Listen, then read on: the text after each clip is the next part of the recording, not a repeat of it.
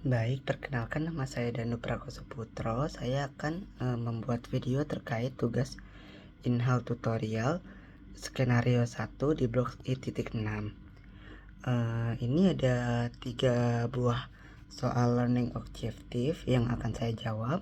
Langsung saja pada soal pertama, jelaskan bagaimana orang-orang dengan disabilitas sensorik dapat beradaptasi dengan masukan sensorik yang terganggu atau tidak dapat diandalkan, dan juga sertakan penjelasan tentang sistem alternatif yang dapat dikembangkan untuk meningkatkan persepsi sensorik.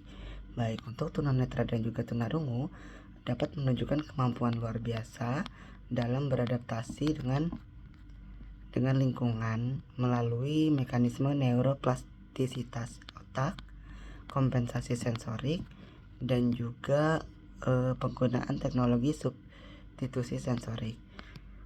Oke, dari ketiga tersebut disebut juga dengan mekanisme adaptasi. Mekanisme adaptasi ini ada beberapa, yaitu yang pertama ada neuroplastisitas dan juga reorganisasi kortikal. Neuroplastisitas dapat menunjuk pada kemampuan otak untuk mengubah dan juga menyesuaikan struktur serta fungsi sebagai respon terhadap kehilangan sensorik. Pada individu tunanetra sejak lahir, korteks visual seperti area V1 dapat diaktifkan oleh rangsangan non-visual seperti suara atau juga sentuhan. Studi oleh Sadato et al. Pada tahun 1996 menunjukkan bahwa membaca Braille dapat mengaktifkan korteks visual pada individu dan juga dapat menandakan reorganisasi fungsi otak. Lalu ada juga pada individu tunarungu, area korteks auditori dapat digunakan untuk memproses informasi visual atau juga taktil, atau juga disebut taktil, maaf. Dan ini menunjukkan bahwa fleksibilitas otak dalam adaptasi fungsi sensorik yang hilang.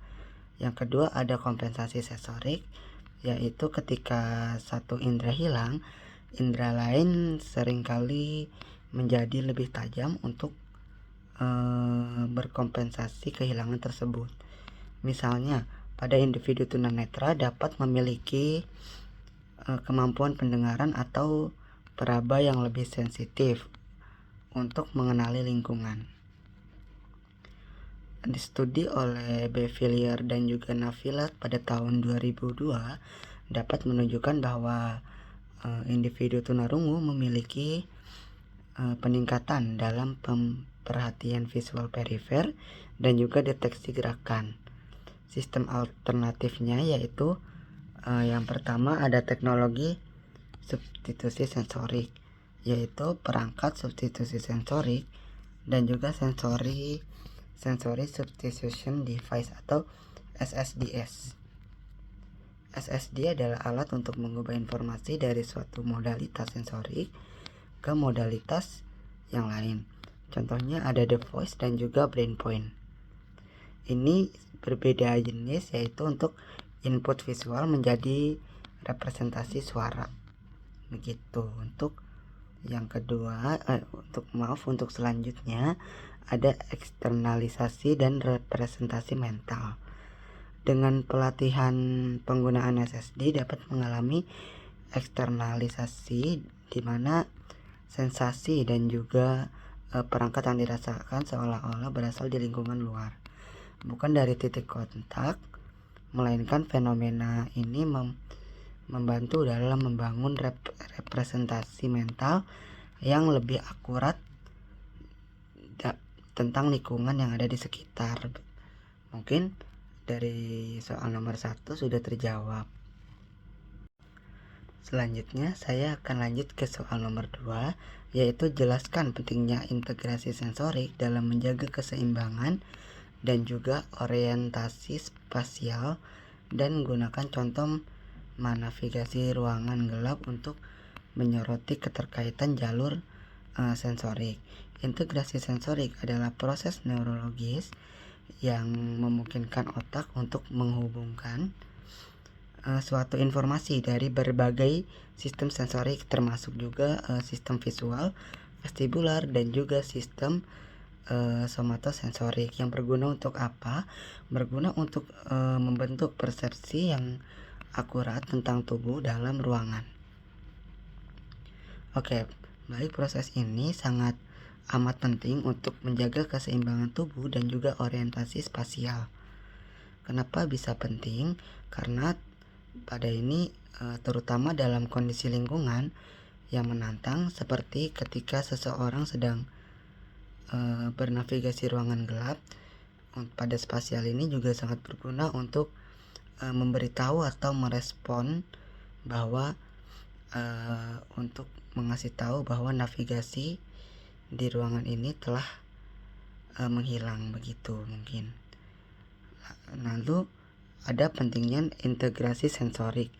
Sistem sensorik utama yang berperan dalam menjaga keseimbangan dan orientasi spasial itu bisa saja meliputi: 1. Ada sistem vestibular atau organ di telinga dalam. 2. Ada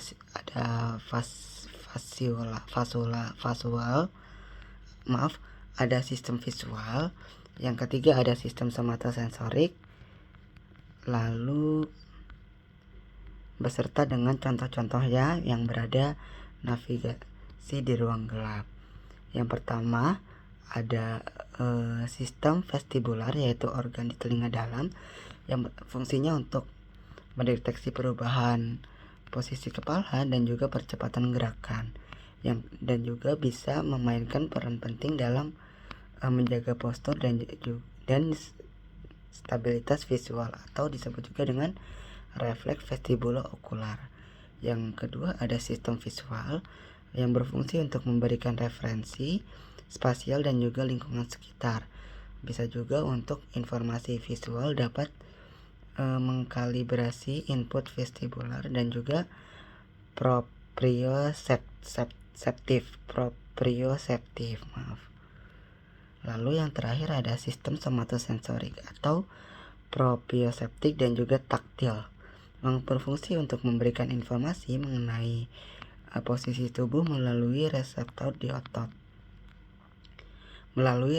otot, sendi, dan juga di kulit, dan bisa juga membantu dalam mengoreksi postur tubuh dan juga arah gerak. Ini ada suatu studi atau menurut para ahli, yaitu Sumueko dan juga Walcott pada tahun 2021 menjelaskan bahwa integrasi dari ketiga sistem ini terjadi di berbagai tingkat sistem saraf pusat, termasuk ke batang otak, cerebellum, thalamus, dan juga korteks sensorik. Otak tidak hanya menghubungkan suatu informasi sensorik, tetapi juga menentukan sistem mana yang dapat paling diandalkan, tergantung dalam konteks. Dalam konteksnya yaitu bisa disebut juga dengan neweic sensorik.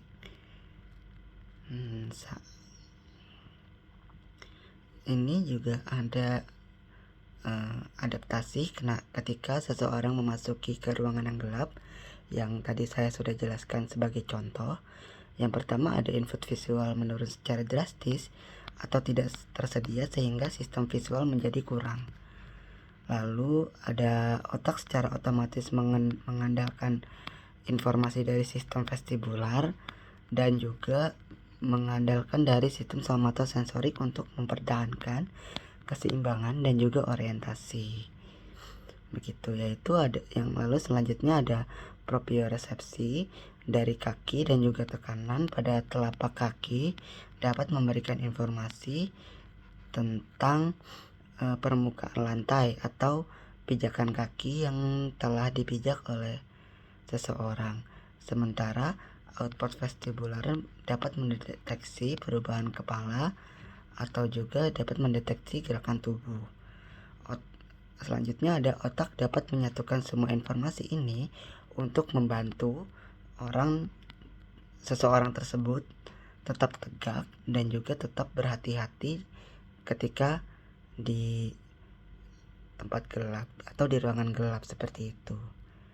Lalu jika salah satu sistem misalnya vestibular terganggu seperti pada pasien dengan vertigo dan juga vestibulopati, kemampuan menavigasi ruangan gelap bisa sangat terganggu. Hal ini dapat menunjukkan pentingnya integrasi multisensorik gitu. Peran otak pada sensorik ini dapat berada di cerebellum. Nah, cerebellum ini akan mengkoordinasikan gerakan dan juga mengintegrasikan sinyal vestibular dan juga somatosensorik.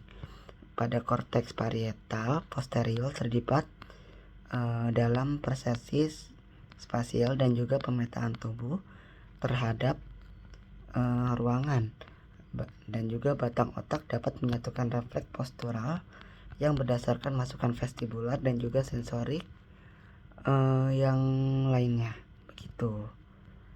Mungkin kita bisa lanjut ke nomor 3. Baik, kalau untuk soal nomor 3 yaitu jelaskan bagaimana dampak gangguan sensorik sementara misalnya akibat penyakit atau juga faktor lingkungan pada fungsi sehari-hari dan dapat diimplementasikan dengan kehidupan sehari-hari dan pada kehidupan nyata seperti flu, kegelapan dan juga penggunaan alat bantu dengar atau earphone begitu. Baik, pada gangguan sensorik sementara yang disebabkan oleh penyakit yang ringan ataupun dengan lingkungan ekstrim yang biasanya tuh dapat dilakukan dalam sehari-hari dapat berdampak signifikan pada fungsi harian, keseimbangan dan juga kualitas hidup. Meskipun ini bersifat sementara, gangguan ini dapat mengganggu integrasi sensorik pada otak, yaitu proses menghubungkan informasi dan dari berbagai indera untuk membentuk persepsi yang akan akurat tentang tubuh pada dalam ruang. Yang pertama ada flu dan juga gangguan penciuman. Infeksi saluran pernapasan atas seperti flu dapat menyebabkan anosmia, yaitu hilangnya penciuman, dan juga hipogeusia, yaitu penurunan indera pengecapan. Gangguan ini tidak hanya mengurangi kenikmatan makan, tetapi juga dapat meningkatkan resiko keselamatan seperti ketidaknyamanan mendeteksi bau gas atau juga mendeteksi bau makanan yang sudah tidak layak makan seperti itu. Lalu selanjutnya ada kegelapan dan juga deprivasi visual. Yang berada dalam lingkungan gelap mengurangi input visual. Ini memaksa otak untuk mengendalikan sistem vestibular dan juga somatosensorik yang berguna untuk menjaga keseimbangan dan juga orientasi. Namun ada beberapa visual yang menandai, yaitu adalah resiko jatuh dan juga disorientasi yang meningkat, terutama pada individu dengan gangguan atau vestibular yang proprioreseptif. Yang ketiga ada penggunaan earphone, yaitu kelelahan dan juga gangguan pada pendengaran. Itu paparan suara melalui earphone dalam waktu lama dapat menyebabkan kesalahan pendengaran yang ditandai dengan kelelahan dan ketidaknyamanan serta juga penurunan sensitivitas pendengaran. Kasus ini meskipun tidak selalu diakui dan juga tidak selalu dibenarkan oleh klinis, dapat mempengaruhi konsentrasi dan juga kenyamanan dalam lingkungan kerja maupun lingkungan belajar. Ada juga gangguan sensorik sementara yang dapat menyebabkan disorientasi dan juga ketidakseimbangan, alias kehilangan input sensorik dari satu indera dapat mengganggu integrasi sensorik yang lainnya. Lalu juga ada gangguan kognitif dan emosional, lalu penurunan kualitas hidup, dan juga ada juga alat bantu dengar atau pencahayaan. Lalu ada modifikasi lingkungan dan juga pelatihan dan terapi. Untuk terapi integrasi sensorik dapat membantu individu dan juga pengelolaan adaptasi terhadap gangguan sensorik. Lalu kalau untuk modifikasi lingkungan bisa mengurangi kebisingan dan juga meningkatkan pencahayaan. Ini menghindari penggunaan earphone dan berlebihan dapat mencegah sensori yang overload begitu. Kalau dalam gangguan kognitif dan emosional, sensory overload atau deprivation dapat menyebabkan iritabilitas dan juga kecemasan serta kesulitan berkonsentrasi. Penurunan kualitas hidup itu bisa mengganggu gangguan sensorik, dapat mengurangi partisipasi dalam aktivitas sosial dan juga meningkatkan resiko isolasi. Begitu. Mungkin ketiga soal ini sudah terjawab. Referensinya tuh ada Sadato dari Activation of Primary Virtual Cortex by Braille, Reading and Blind Subjects Nature pada tahun 1996, dan juga ada Cross Model Palatic pada tahun 2002. Ada juga ada juga Journal Sensory Subsession and the Human Medicine Interface pada tahun 2003 juga. 2003 benar. Lalu yang terakhir ada Insect for Darkness, what the study of blindness has taught us about brain structure, yaitu ini sebuah jurnal function otak itu, yaitu jurnal visual dan juga jurnal impairment dan juga blindness, ini pada tahun 2011. Mungkin itu penjelasan dari saya, kurang lebihnya mohon maaf dan terima kasih.